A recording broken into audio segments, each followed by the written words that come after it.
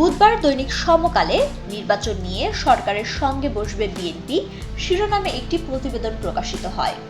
প্রতিবেদনে বলা হয়, জাতীয় নির্বাচন নিয়ে অন্তর্বর্তী সরকারের তরফ থেকে যেসব বক্তব্য আসছে তাতে পরিষ্কার কোনো বার্তা নেই বলে মনে করছে বিএনপি। বরং দেশে নির্বাচন নিয়ে এক ধরনের ধোঁয়াশা তৈরি হচ্ছে জনমনে। এ অবস্থায় সরকারের ভাবনা জানতে এবং নিজেদের অবস্থান জানাতে প্রধান উপদেষ্টা ডক্টর মোহাম্মদ ইউনূসের সঙ্গে দেখা করার সিদ্ধান্ত নিয়েছে দলটি।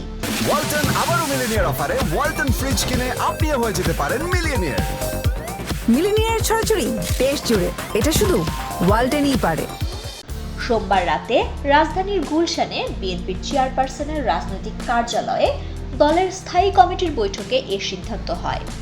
বিএনপির স্থায়ী কমিটির সদস্য সালাউদ্দিন আহমেদ জানান, প্রধান উপদেষ্টার সঙ্গে সাক্ষাতের জন্য মঙ্গলবার সময় চাওয়া হয়েছে। বিএনপি মনে করছে, নির্বাচন কেন্দ্রিক যত সংস্কার প্রয়োজন সেগুলো সরকার এক অধ্যাদেশের মাধ্যমে করতে পারে।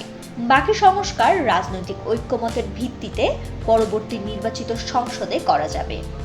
বৈঠক সূত্রে জানা গেছে, প্রধান উপদেষ্টার সঙ্গে সাক্ষাতের পর নির্বাচনী রোডম্যাপ ইস্যুতে দলের পরবর্তী করণীয় নির্ধারণ করবে বিএনপি।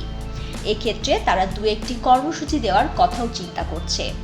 স্থায়ী কমিটি পরিবর্তিত পরিস্থিতিতে 14 এপ্রিল পহেলা বৈশাখ বড় পরিসরে উদযাপনের সিদ্ধান্ত নিয়েছে। ঢাকাসহ মহানগর ও জেলা পর্যায়ে বর্ণাঢ্য আয়োজনে দেশীয় সংস্কৃতি তুলে ধরা হবে। বৈঠকে ফিলিস্তিনি জনগণের ওপর ইসরায়েলের বর্বরতা ও গণহত্যার তীব্র নিন্দা জানানো হয়।